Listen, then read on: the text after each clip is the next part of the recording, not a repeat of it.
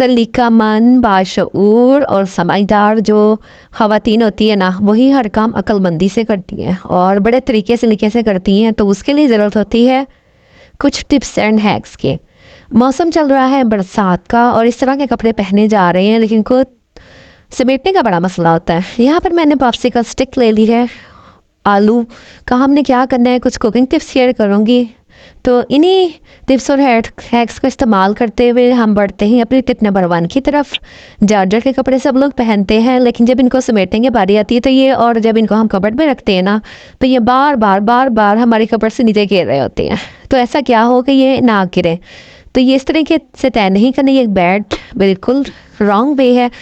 मैं आपको बताती हूँ बिल्कुल सही तरीका, कि सही तरीका क्या होता है, तो वो फिर आपने अप्लाई करना है। तो इंशाल्लाह ताला आपका जो सूट है वो बिखरेगा नहीं। और इसी तरह ये फ्रॉक में बहुत ज़्यादा कपड़ा होता है, इसका बताती हूँ मैं आपको। इसको आपने उल्टा कर लेना है, अंदर जो इसकी लाइनिंग लगी होती है इसमें कम होता है कपड़ा, आपने इस तरह इसको तय करना है और तय बनाने के बाद आपने इसको समेट लेना है इतना कि यहाँ तक ले आए। फिर उसके बाद नीचे से जिस तरह आप वीडियो को देखेंगे ना तो ज़्यादा अच्छी तरह समझ में आएगा। और ये देखिए, इसको जितना मर्जी फेंके, जहाँ मर्जी करे, ये ख़राब नहीं होने का। बस अब आप इसे कबर्ड में रखें और इसको शापर में बांधना है तो उसमें बांध दें, नहीं तो ऐसे रखना तो ऐसे रख दें। टिप नंबर 2 की तरफ बढ़ते हैं जी। तो टिप नंबर 2 भी बहुत कमाल की है। अक्सर क्या होता है कि सरसों का ऑयल जो होता है वो हम या तो खानों में इस्तेमाल करते हैं या फिर हम सर के बालों का मसाज भी करते हैं इससे।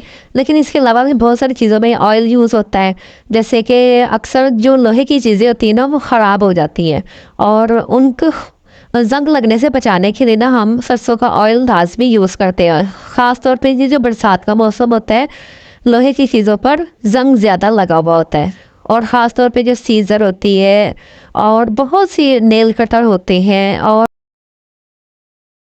उसमें, तो आपने क्या करना है, एक तो कॉटन का पीस ले लें, टिश्यू ले लें, ब्रश ले लें, बस ऑयल लगना चाहिए। तो बस आपने उसको अच्छी तरह डिप कर लेना है ऑयल में।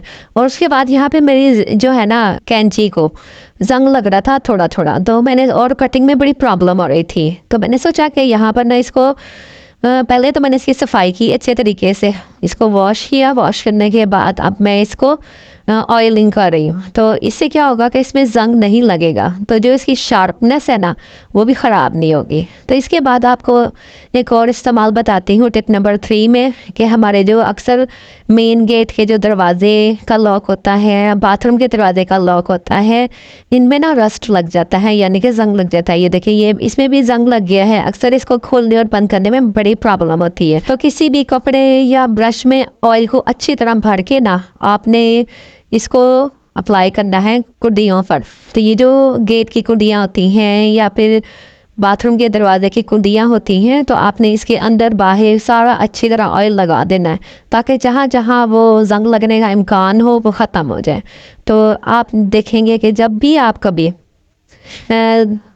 इसको ऑयल को लगाएंगे तो जंग नहीं लगेगा। होपफुली आपको टिप पसंद आई होगी। टिप नंबर 4 की तरफ बढ़ते हैं। तो यहाँ पर क्या है जी, ये मैंने मेडिसिन के खाली रैपर ले लिए हैं और ये हमें अक्सर घरों में पाए जाते हैं। कोई बड़े जो बुजुर्ग वगैरह होते हैं वो मेडिसिन खा रहे होते हैं या कोई भी घर में मेडिसिन खा रहा हो, तो ये रैपर हम फेंक देते हैं। ये हमारे बहुत काम आते हैं। इनको भी आप ना एक बोतल में भर के रखते जाया करें। ख़ास तौर पे जैसे कि ये नेल कटर वगैरह हैं, कैंचियाँ हैं, आप इनको कटिंग करें इससे। तो ये जो हमारे नेल कटर काम नहीं कर रहे होते, कैंचियाँ काम नहीं कर रही होती, तो इसकी वजह से इनकी जो धार है वो तेज़ हो जाती है और ये अच्छी तरह काम करती हैं। तो आप आइंदा इनको किसी भी इसमें संभाल के रखेंगे तो आपके काम आएंगे। टिप नंबर 5 की तरफ बढ़ते हैं। अक्सर हमारे पास किचन में खड़े खड़े टाइम बहुत कम होता है, गर्मी हो रही होती है, हम चाहते हैं काम जल्दी जल्दी हो जाए। तो जब आपने मसाला भूनना है ना किसी भी किस्म का और उसने पानी ऐड किया हुआ होता है, तो आपने उसी वक्त, अगर आपने आलू वगैरह कोई ऐसी चीज़ शामिल करनी है जो गलने में टाइम लेती है, तो आपने मसाला भून में जब पानी डालना है ना, तब भी आपने आलू भी ऐड करने हैं। साथ साथ मसाला भी भुन जाएगा और साथ में आलू भी गल जाएंगे। बस साथ ही आप उसे शोरबा दें या बगैर शोरबे के आप हल्का फुल्का इसको ग्रेवी दें, तो ये आपका काम बहुत जल्दी हो जाएगा और आपके टाइम की बचत हो जाएगी। होपफुली आपको टिप अच्छी लगी होगी। अब बढ़ते हैं टिप नंबर 7 की तरफ। अक्सर हमारे कटर वगैरह जो हैं ख़राब हो जाते हैं, लेकिन ये मैं आपको पहले ही बता दूँ, ये बड़ी एहतियात का काम है। हमने लेना है एक ब्लेड जो अक्सर जेंट्स लोग अपनी शेविंग के लिए यूज़ करते हैं, इसको दरमियान से कट कर लेना है। और कट करने के बाद आपने इसको जो आइसक्रीम स्टिक होती है उसके ऊपर लगा देना है किसी ग्लू से, किसी भी गम वगैरह से। तो कटर वगैरह जो हमने पेजेस वगैरह कट करने हो या किचन की रैपिंग शीट होती है उसको कट करने के बहुत इस्तेमाल आता है। और भी बहुत सारी चीज़ें जैसे शापर वगैरह कट करने हो तो वो हम कर सकते हैं, लेकिन आप एहतियात करनी ये बच्चों के हाथ में ना जाए। और जब कभी आपने इसको रखना है तो किसी कागज़ में लपेट के रखना है, क्योंकि इसका ब्लेड बहुत ख़तरनाक होता है। अब ये देखें, ये किसी किस्म का भी कागज़ है ना, बहुत तेज़ी से कट हो रहा है। वैसे तो ये एक्सपायर हो चुका है, लेकिन ये इस तरह के कामों में हम यूज़ कर सकते हैं। ठीक है, आखिर में आपसे एक अच्छी सी बात करना चाहूँगी कि हमेशा जो है ना अपने अंदर बर्दाश्त पैदा करें, गुस्सा बिल्कुल भी नहीं करना, और हमेशा कामयाब लोगों से मशवरा करें अगर आप कामयाब होना चाहते हैं। और कंप्रोमाइज़ करना सीखें, अगर आप अपनी दो मनवाते हैं तो दूसरे इंसान की भी एक माने। तो इस तरह ज़िंदगी गुजरती है और खुशहाल गुजरती है। वीडियो अच्छी लगी है तो चैनल को सब्सक्राइब ज़रूर कीजिएगा, लाइक ज़रूर कीजिएगा। अपना आपने रखना है बहुत सा ख्याल। अल्लाह हाफिज़।